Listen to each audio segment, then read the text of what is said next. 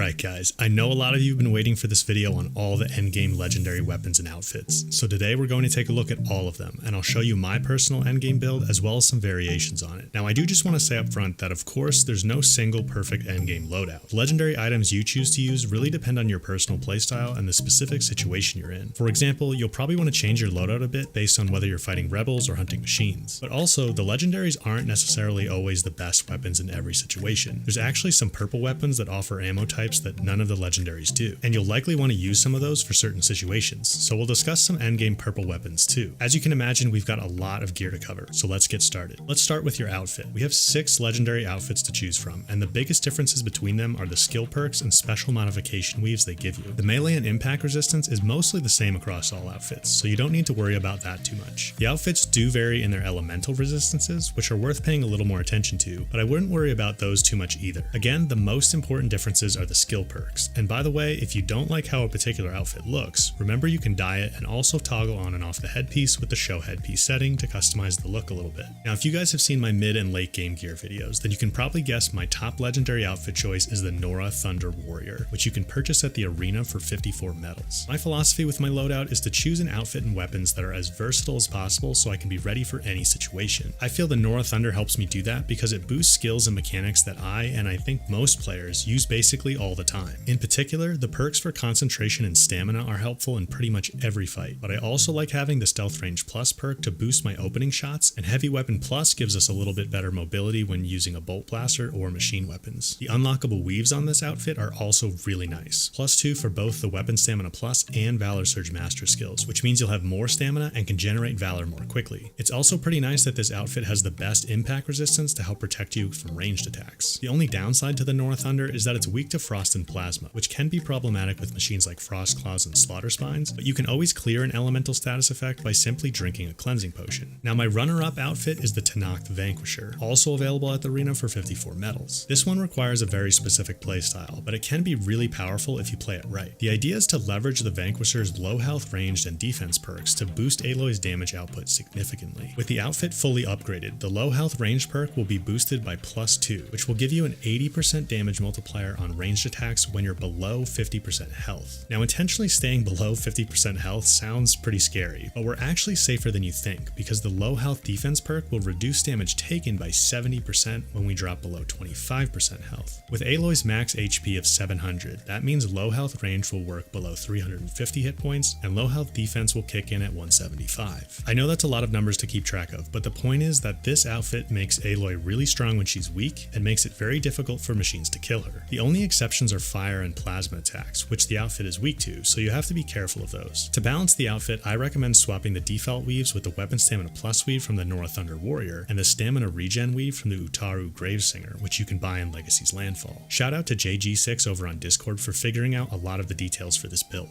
Also thanks to Sunny for pointing out that a similar build can be done with the purple Tenakth Skirmisher outfit, which you can buy in Scalding Spear. If you want to recreate this low health, high damage playstyle on another outfit, you can take the low health defense weave from the Tenakth Marauder, found in Thornmarsh, and the low health ranged weave from the Nora Valiant, found near the base, and put them on whatever outfit you'd like. If you're swapping weaves, keep in mind that you can hover over a skill that a weave boosts to see if you've maxed it out. So to recap, the Nora Thunder Warrior and Tenakth Vanquisher are my top 2 legendary outfits because they can be made very versatile. The other 4 outfits are much more tailored to specific playstyles. For example, if you're a hardcore stealth player, then you'll want the Utaru Winter Weave found in Thornmarsh. If you like the Machine Master playstyle, then the Tenakth Tactician, also found in Thornmarsh, is the obvious choice. Those of you who like melee combat and warrior bows should consider the Oseram Artificer, which you can get by completing all 17 salvage contracts. And finally, the ultimate trapper outfit is definitely the Karja Stalker Elite found at the arena. Okay, let's move on to weapons. Again, my goal here is to create a loadout that's highly versatile. That means we need weapons for applying elemental effects, tearing off components, and dealing direct damage. The Deathseeker's Shadow, found at the arena for 80 medals, is the best endgame hunter bow for dealing damage and tearing off machine components. It also has the best shock arrows in the game, so I think pretty much everyone should have this bow in their endgame loadout. I like to coil my Deathseeker with 2 agility damage coils, 2 tear or component tear coils, and a shock coil.